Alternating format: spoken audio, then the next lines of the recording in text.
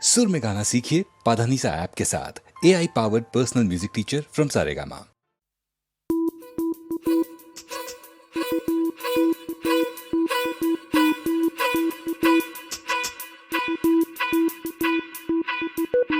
யாருமே தனியா இல்லை, துணை இந்த மண்ணில் உண்டு. வேருக்கும் தண்ணீர் ஊற்ற மேகம் உண்டு. புவியெங்கும் பூக்கள் பூக்கும் மகளே உன் புன்னகை கண்டு. வருங்காலம் நலமாய் மாறும் வாழ்க்கை உண்டு. கடவுளின் குழந்தை கண்ணில் என்ன கவலை, நீ செல்லும் வழியில் எங்கும் தேரோடும்.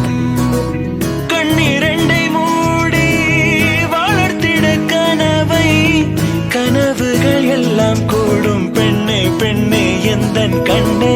யாருமே தனியா இல்லை, துணை இந்த மண்ணில் உண்டு. வேருக்கும் தண்ணீர் ஊற்ற மேகம் உண்டு. புவியெங்கும் பூக்கள் பூக்கும் மகளே உன் புன்னகை கண்டு. வரும் காலம் நலமாய் மாறும் வாழ்க்கை உண்டு.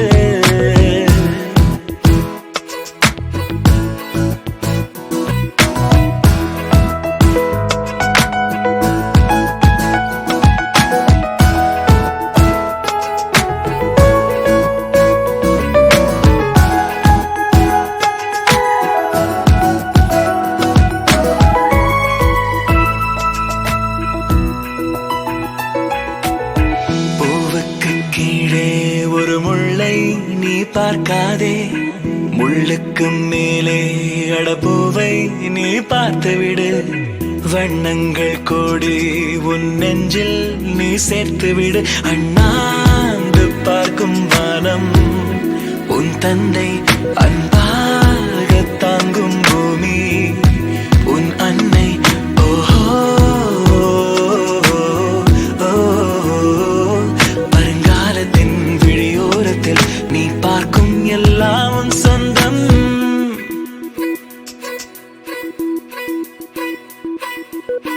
யாருமே தனியா இல்லை, துணை இந்த மண்ணில் உண்டு. வேருக்கும் தண்ணீர் ஊற்ற மேகம் உண்டு. புவியெங்கும் பூக்கள் பூக்கும் மகளே உன் புன்னகை கண்டு. வரும் காலம் நலமாய் மாறும் வாழ்க்கை உண்டு.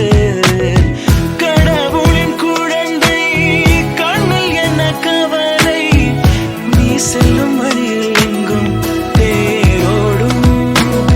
கண்ணீரண்டை மூடி வளர்த்திட கனவை. கனவுகள் எல்லாம் கூடும் பெண்ணே பெண்ணே எந்தன் கண்ணே. யாருமே தனியா இல்லை, துணை இந்த மண்ணில் உண்டு. வேருக்கும் தண்ணீர் ஊற்ற மேகம் உண்டு. புவியெங்கும் பூக்கள் பூக்கும் மகளே உன் புன்னகை கண்டு. வரும் காலம் நலமாய் மாறும் வாழ்க்கை உண்டு.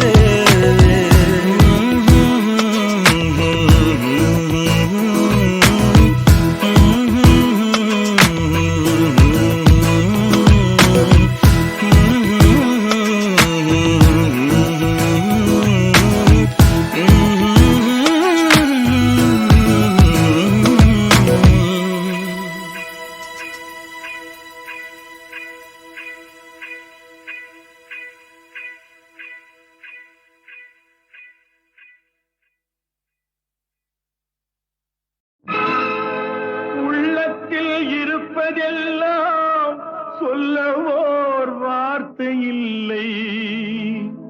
நான் ஊமையாய் பிறக்கவில்லை, உணர்ச்சியோ மறையவில்லை. என் தங்கமே உனது மேனி தாங்கி நான் சுமந்து செல்ல.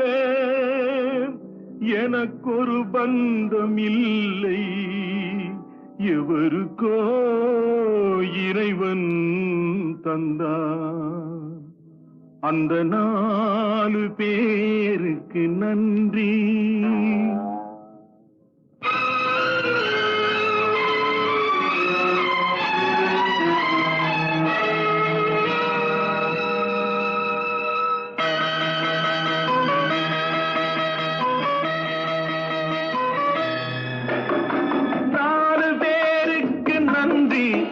அந்த 4 பேருக்கு நன்றி, 4 பேருக்கு நன்றி, அந்த 4 பேருக்கு நன்றி.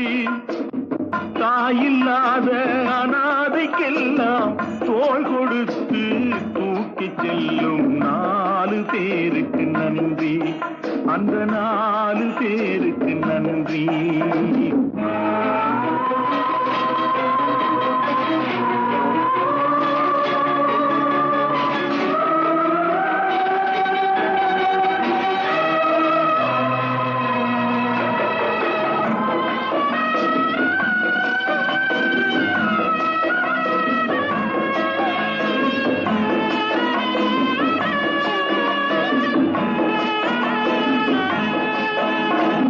உறவு என்றும் பாசம் என்றும் இறைவன் பூட்டிய விலங்கு, அழுவதற்கும் சிரிப்பதற்கும் அமைத்த உள்ளம் ஒன்று. ஆற்று வெள்ளம் தானே ஓடும், ஆசை வெள்ளம் சொந்தம் தேடும். ஆற்று வெள்ளம் தானே ஓடும், ஆசை வெள்ளம் சொந்தம் தேடும். சொந்தம் ஏதும் இல்லை என்றால் அந்த நேரம் நால்வர் வேண்டும். 4 பேருக்கு நன்றி.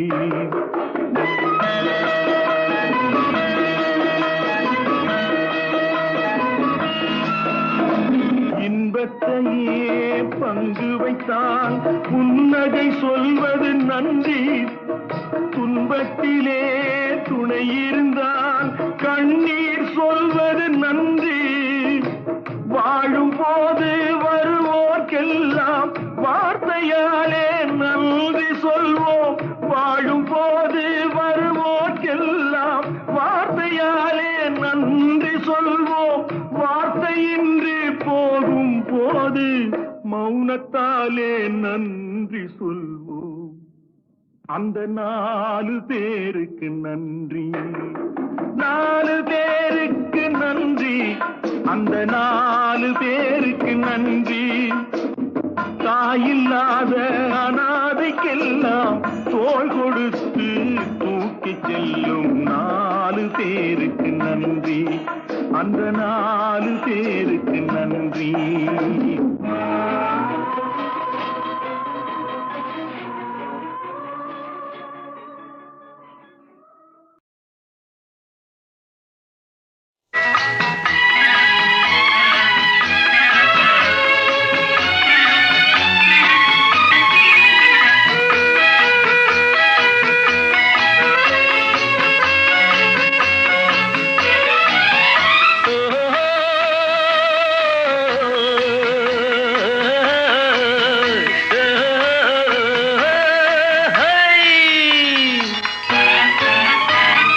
பொன்னாசை கொண்டோர்க்கு உள்ளம் இல்லை, நல்ல உள்ளம் இல்லை என்றும் பெண்ணாசை கொண்டோர்க்கு கண்ணும் இல்லை, இரு கண்ணும் இல்லை. பொன்னாசை கொண்டோர்க்கு உள்ளம் இல்லை, நல்ல உள்ளம் இல்லை என்றும் பெண்ணாசை கொண்டோர்க்கு கண்ணும் இல்லை, இரு கண்ணும் இல்லை.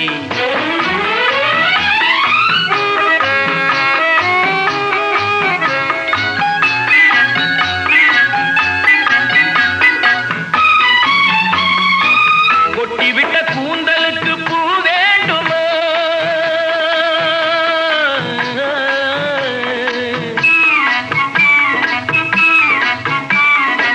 கொட்டிவிட்ட கூந்தலுக்கு பூ வேண்டுமா, முல்லை பூ வேண்டுமா, கொல்ல வரும் வேங்கைக்கு மான் வேண்டுமா, புள்ளி மான் வேண்டுமா,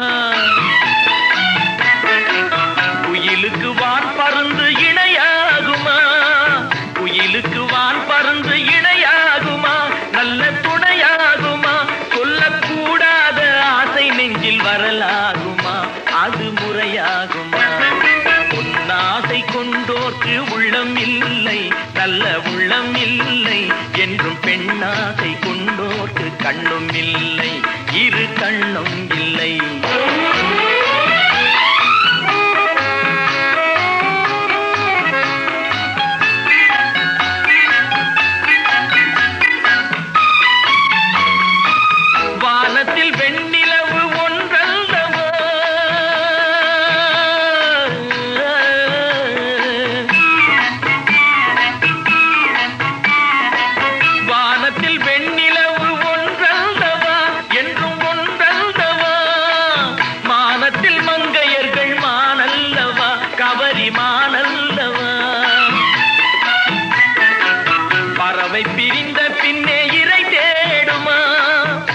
தம்மை பிரிந்த பின்னே இறை தேடுமா, பெண்மை உறவாடுமா, கட்டி பறித்தே சென்றாலும் அது உயிர் வாழுமா, இன்பம் பயிராகுமா. பொன்னாசை கொண்டோர்க்கு உள்ளம் இல்லை, நல்ல உள்ளம் இல்லை என்றும் பெண்ணாசை கொண்டோர்க்கு கண்ணும் இல்லை, இரு கண்ணும் இல்லை.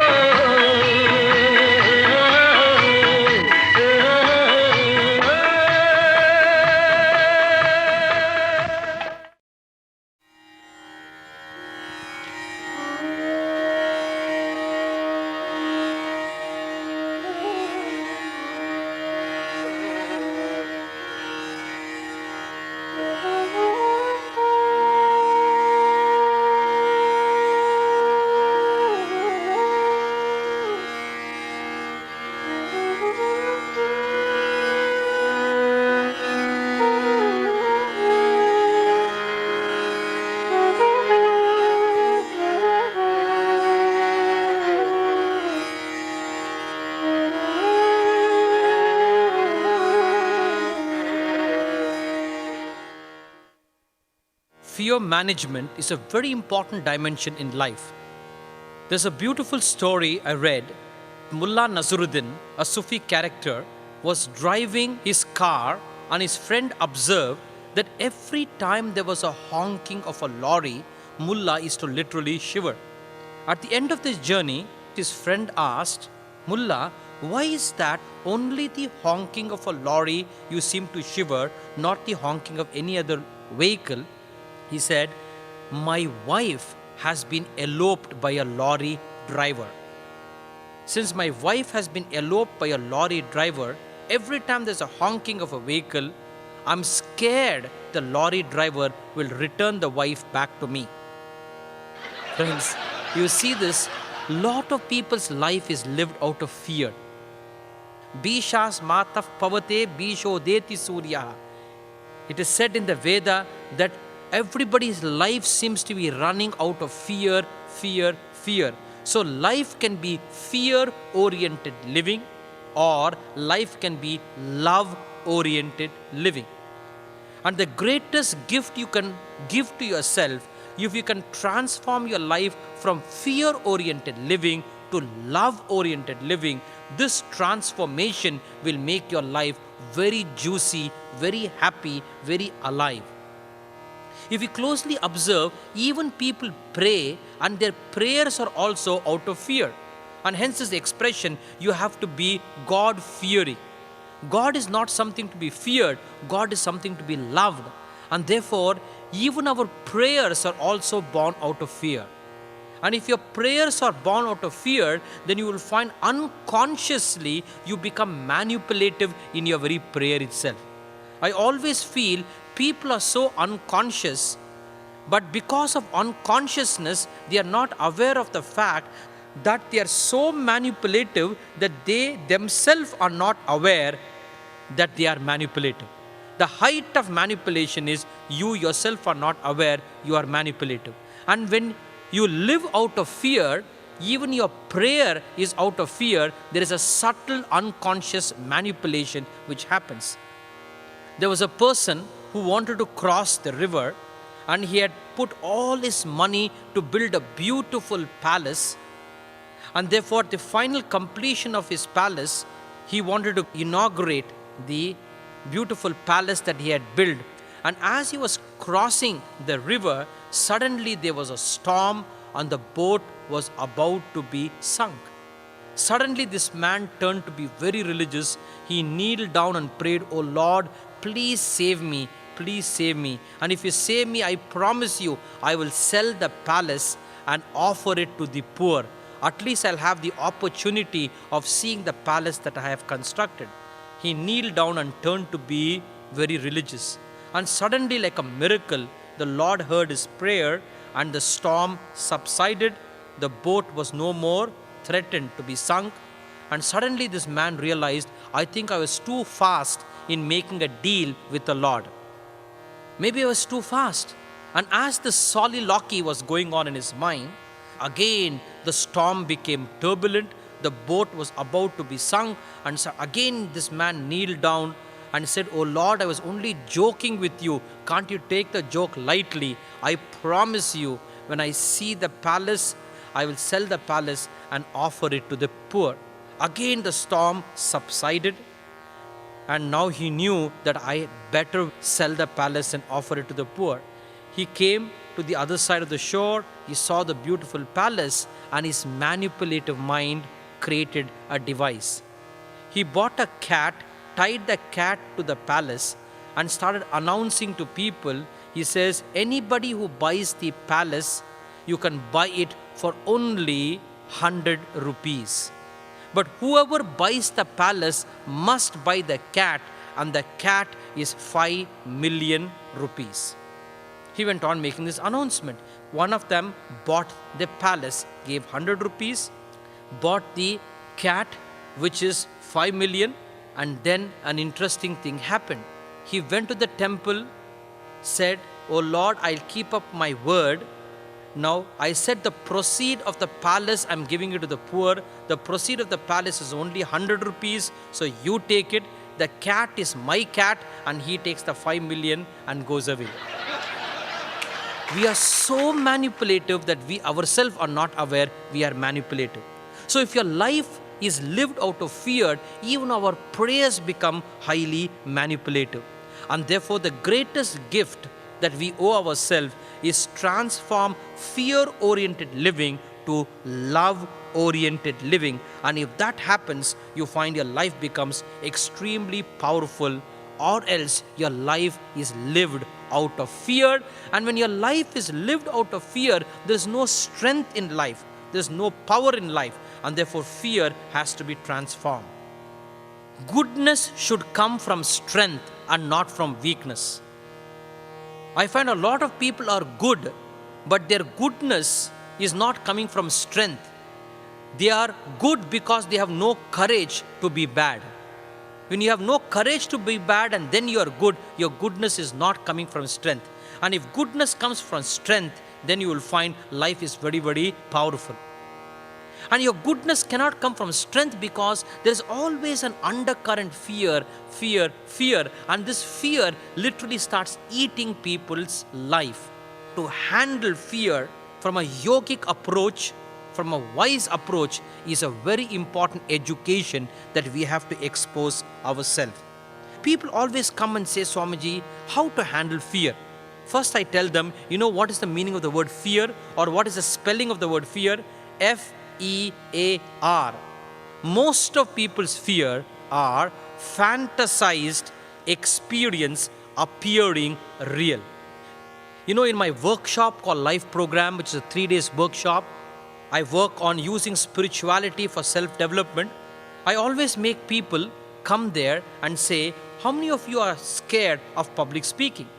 And there will be always a group of people who are scared. I make people come up there, stand on the stage, and just tell them, just look at the audience.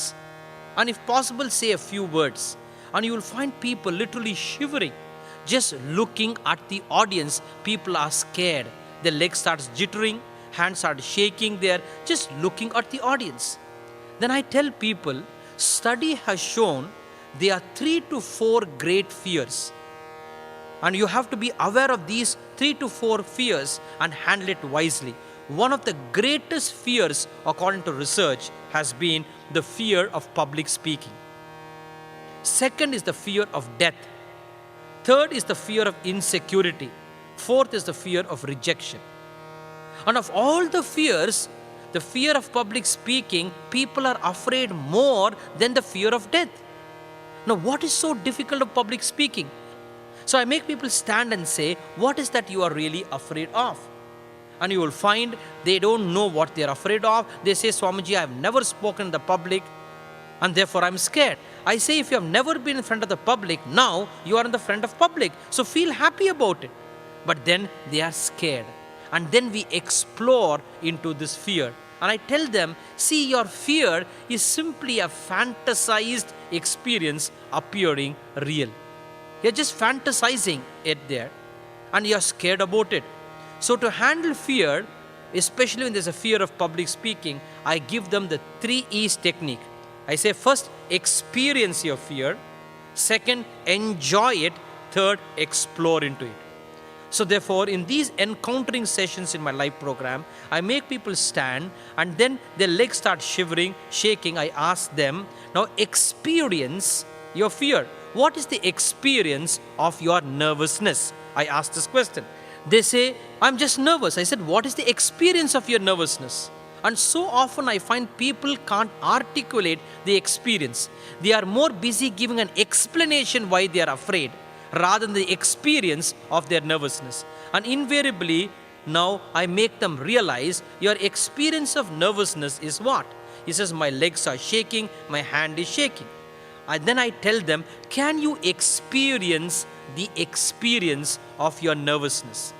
Listen carefully, friends. Can you experience the experience of your nervousness?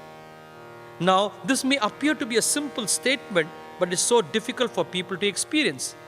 We don't experience an experience. We are too busy interpreting an experience. We are too busy judging an experience. We are too busy evaluating an experience. I tell them, drop all that, just experience innocently your nervousness. Your legs are shaking means what? Your legs are shaking. A lot of people go to the disco to make it shake, and without a disco, your legs are shaking. Beautiful. Just experience it, I said. We don't experience an experience. Isn't it, friends? Doesn't it happen so often? You go to a doctor, now he brings an injection, you turn your head this side, and he touches you and you scream. And the doctor said, I've only put alcohol strip itself. I've not even injected. Now the anticipation of pain is sometimes more painful than pain itself. So we are not with an experience, we are more with an explanation of an experience. Now this is a very important principle. In Taoism, it is called Ta Tata. Ta Tata means, can you experience the suchness of what is? In yoga, we call it Satta. Can you experience the Satta means the isness of what is? And if you can learn to practice this, it is so beautiful. You're eating your food, can you experience the experience of eating? You're taking a bath, can you experience the experience of taking a bath? But what happens to us? You're eating your food, you're thinking of the bath. When you're taking the bath, you think of your boss. When you meet your boss, you think of your wife. When you meet your wife, you think of your boss' wife. And thus, you don't experience an experience. You're always lost somewhere. So, if you can learn to practice this, and it will help you very much in fear management, whatever you are doing, experience the experience. You're listening to me? Experience the experience. You're seated on the chair, experience the experience. You're walking, experience. So I make my students stand, and when their legs are shaking, I just tell them, experience the experience of your leg shaking. And when they start experiencing the experience and not judging, evaluating, then you will find the experience is such an innocent, beautiful experience. So first, experience. Second, can you simply enjoy the experience? Because unconsciously they are not enjoying the experience. So experience. Second, I said, learn to enjoy. Their legs are shaking. I said, enjoy your leg shaking. It's so beautiful. Means your nervous system is very alive. Your hands are shaking. Good. Enjoy it. Learn to go on enjoying whatever you are doing. Then you will find the whole quality of experience is different. So they're standing on the stage. First, I make them experience. After some time, I ask them, how do you feel? Now your tension would have reduced. Then I bring in the dimension, can you enjoy? And say, beautiful, your legs are shaking. Beautiful, my hands are shaking. When the moment you learn to enjoy it, fear reduces. You have a different strength of handling it. Lastly, I say, can we explore this fear of public speaking? And when you explore, people give lot of explanation. Swamiji, I have never spoken in the public. This is the first time in the public, therefore I'm scared. I tell them, the first time you get married, you're not scared. First time you go to Switzerland, you're not scared. So what is the genesis of this fear? Can you explore? And when you slowly explore, we find the genesis of fear is this. We are caught up in the structure called looking good. There are three important structures. There is looking good, feeling good, and being good. You're standing in front of the people. Now you are scared. The genesis of fear is you're looking good. Not physically, but psychologically you want to look good. Psychologically, what are people talking about me? They may criticize me. They may say I'm not a good speaker. They may say I'm such an idiot. Now their speaking starts breaking a certain image that you want in their eyes. And the image that you want is you want people to look at you as you want them to say he's a good person. You're caught up in this game called looking good. Not looking good physically, but psychologically looking good. We have an image about ourselves, and we want our image to be endorsed and respected by the other person. And if somebody does not endorse your image gets stabbed. This is a big psychological sickness that we are caught up in this game called looking good. Looking good is different from being good. Your whole genesis of fear, what will people talk about you? And if they talk negative, your image gets stabbed. So therefore, you're caught up in this image game. Now, you have to learn to develop another value system. Learn first to have the value of being good. Based on being good, learn to feel good. And lastly, give this priority of looking good. But at present, people's priorities are confused. They want first the looking good and last the being good. So I help people to reorganize their priorities. The most important priority is being good, based on being good, feeling good, and lastly looking good. And when you have this, you find many of our fears, especially the fear of public speaking, will just drop away. There was one student of mine who did my workshop in Chennai, and she came to me and said, Swamiji, I'm very unhappy. She was a young girl, hardly about 21, 22 years. She became a widow at the age of 18 years. And she was feeling very lonely, and I asked her, why can't you get married? To which she said, Swamiji, how can I get married? I'm an orthodox South Indian Brahmin. I asked her, is it wrong for you to get married? She says, no, it is not wrong for me to get married. But what will people talk, Swamiji, if I get married? I asked her, what are people talking about you? Now, she said, people are talking about me that I'm a Satya Savitri, I'm a very good girl. But so people are talking good about me.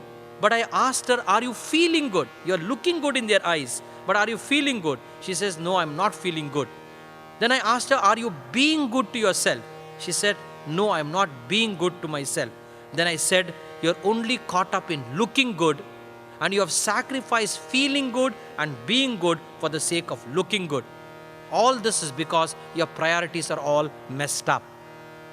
And therefore, if you can reorganize your priorities first on being good, based on feeling good, and lastly looking good, you will find you will be able to manage your fear much better. Many of our fears is all the fear, what will people talk about me? It's like this beautiful story. A father and a son was going along with a donkey. The father sat on the donkey, and people start telling in that village, what type of man he is. Young son is walking and the father is seated on the donkey. The father heard this, so he got down and made the son sit on the donkey. Again, villagers started speaking, what type of father he is. The old man is walking, the young son is seated on the donkey. What type of education he is giving. He heard this, and again, both of them sat on the donkey. Again, villagers started talking, what type of father he is. So much of cruelty to the animal. Both of them are seated on the donkey. Now again he heard this, both of them got down and the donkey was alone and they were walking at the side. Again villagers spoke, what type of father he is.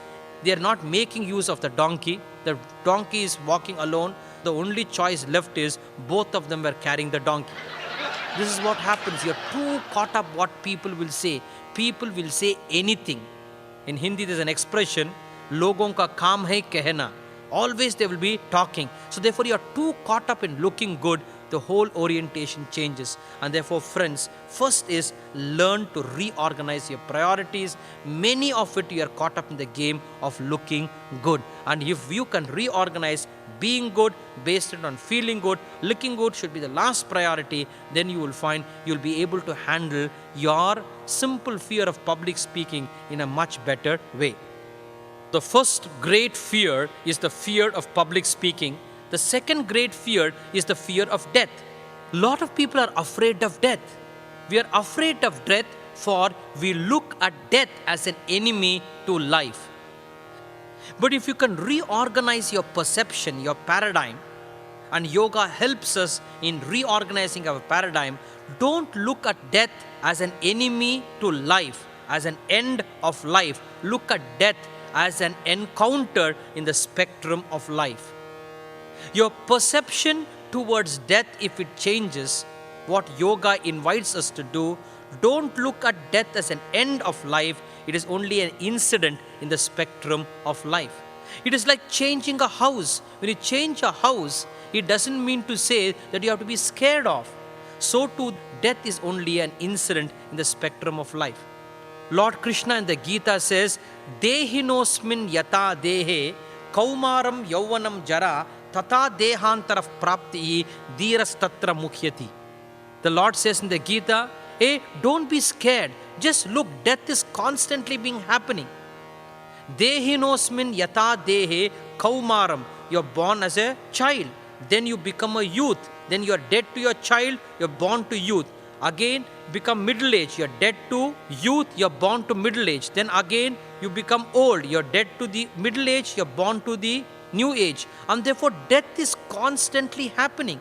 Right now, today is gone. The next moment is born. So death is not an end of life. Death, in fact, is the very platform from which life emerges. So if you change your perception of death as an end of life, then you find your experience of death is an experience to be experienced in the spectrum of life. Somebody came to a famous Indian poet and asked him this question, I'm scared of death, what should I do? And this poet said beautifully, why are you afraid of death? If you can learn to trust life, then you will learn to trust even death.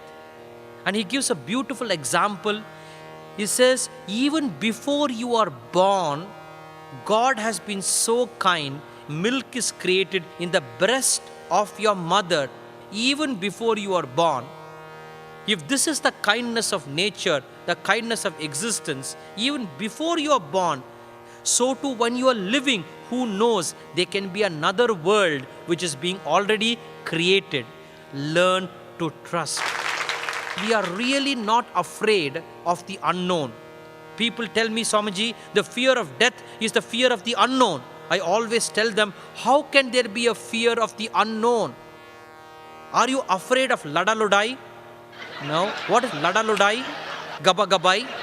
No, Ladalodai, Gabagabai, you do not know. And if you do not know, you cannot be afraid of. You are only afraid of the fear of losing the known, not that you are afraid of the unknown. This poet says, even before you are born, nature has been so kind, so too as you are living, there can be another world created to you. So therefore, learn to trust. And if you can bring this energy called trust in your life, you will find you will be able to get over the fear of death. Hence, Lord Krishna in the Gita says, Shraddhavan labate jnanam. Learn to have Shraddha, he says. Once when you have trust, then you will find life becomes extremely powerful and you can manage your fear wisely. Listen to this beautiful Sufi story. There was a Sufi mystic who got married, and after marriage, he has not even spent that night. The marriage party had to cross the river, and suddenly there was a storm. And when there's a storm, the whole boat was about to be sunk. Now the Sufi mystic was very relaxed because the necessary people were balancing the boat. But the Sufi mystic's wife got angry at the husband and said, are you not scared that we are going to die? We have not even lived for one day of married life and so many years we are in a romantic relationship. Are you not scared? To which the Sufi mystic said, I am not scared. The wife asked, what is the secret of you not being afraid? He got up, took out the knife and charged at her. He put the knife under her neck and said, I'm going to kill you. And asked the wife, are you scared? And the wife said, I am not scared. The husband said, what is the secret of you not being scared? To which the wife said, the knife may be dangerous, but the one who is wielding the knife loves me very much, and therefore I am not scared. Exactly in the same way, the Sufi mystic said, the waves may be dangerous, but the one who is wielding the waves, the Lord, loves me very much, and I trust that, and therefore I am not scared. And if you have the power of trust, you will find you will be able to sail through the storms of life in a much different way. எண்ணரும் நலத்தினாய் இணையள்ளில் கண்ணொடு கண்ணினை கவ்வி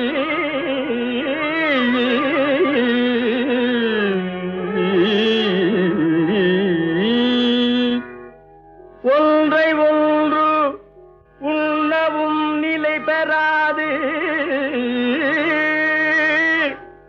உணர்வும் ஒன்றிட அண்ணலும் நோக்கினான் அவளும் நோக்கினான் அண்ணலும் நோக்கினான் அவளும் நோக்கினாள் இட்ட அடி நோவ எடுத்த அடி கொப்பளிக்க வட்டில் சுமந்து மருங்கசைய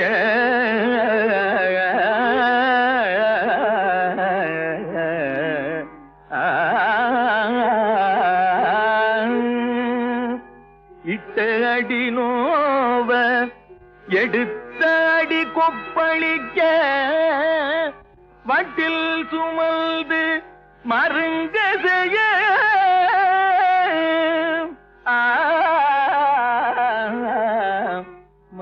மருங்கசைய கொட்டி கிழங்கோ கிழங்கு கொட்டி கிழங்கோ கிழங்கென்று கூவுவாள் நாவில் வழங்கோசி பையம் பெரும் வழங்கோசை பையம் பெரும் ஆய கலைகள் 64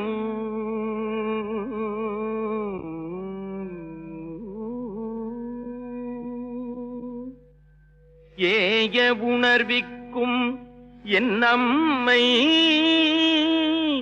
தூய உருப்பளிங்கு போல்வாள் என் உள்ளத்தினுள்ளே இருப்பள் இங்கு வாராது இடர்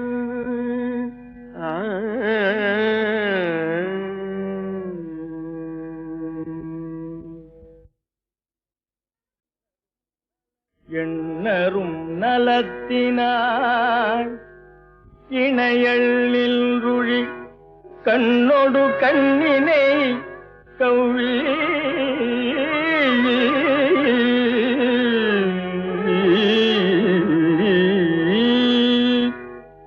ஒன்றை ஒன்று உண்ணவும் நிலை பெறாது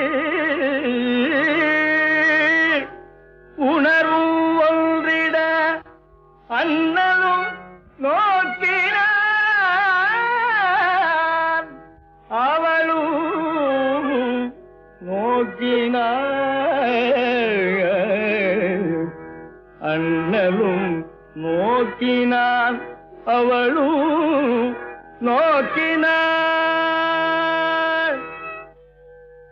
இட்ட அடி நோவ எடுத்த அடி கொப்பளிக்க வட்டில் சுமந்து மருங்கசைய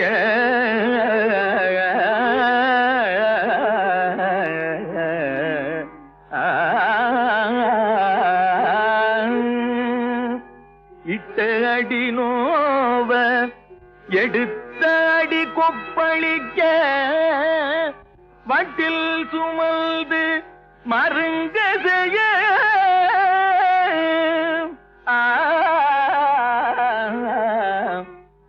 மருங்கசைய கொட்டி கிழங்கோ கிழங்கு கொட்டி கிழங்கோ கிழங்கென்று கூவுவாள் நாவில் வழங்கோசி பையம் பெரும் வழங்கோசை பையம் பெரும் ஆய கலைகள் 64